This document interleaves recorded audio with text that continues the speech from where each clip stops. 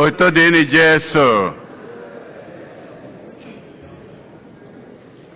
Taa bụ ụka nke mbilite n'ọnwụ Kristi. Afọ nke abụọ na-arụ ụka.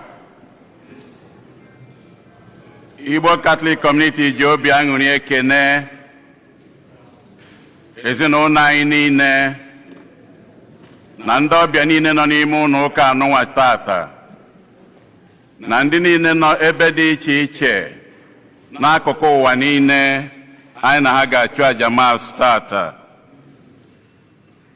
Na aja nke Mass tata o si na stela ụfọdụ na ezinụlọ ya na-enye Chineke ekene maka ngọzi ya, maka ihe nke ha yọrọ Chineke ọnụkwa n'onu ha, wee na-ayọkwa ka Chineke si etu a na-agọzi ha, na-edu ha na ezinụlọ ha.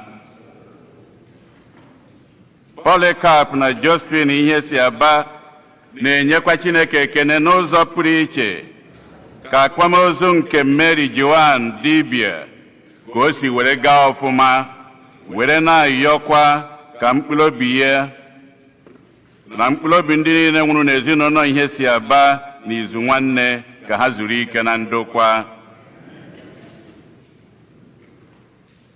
Ndị Prayer Line na St. Eugene na-ayọ maka ọdịmma nke arụ na nke mkpụrụ obi ndị otu ha niile, ka Chineke na-eluoro ha anya. Chiagozie Fidel na Chiagozie Monwoboya na-asị happy birthday n'isi ekene Onwoboya, na-ayọkwa ngọzi Chineke amara ya na odudu ya n'isi ya. Philip na Chinyere Nwike na-enyekwa Chineke ekene maka ọdịmma ya na ebere ya n'isi ezinụlọ ha. Philip na Chinyere Nwike na-asịkwa happy birthday, na-ayọ ngọzi Chineke amara ya na odudu ya n'isi ekene Onwoboya, onye nke na-elota mgbe eji were mụọ ya.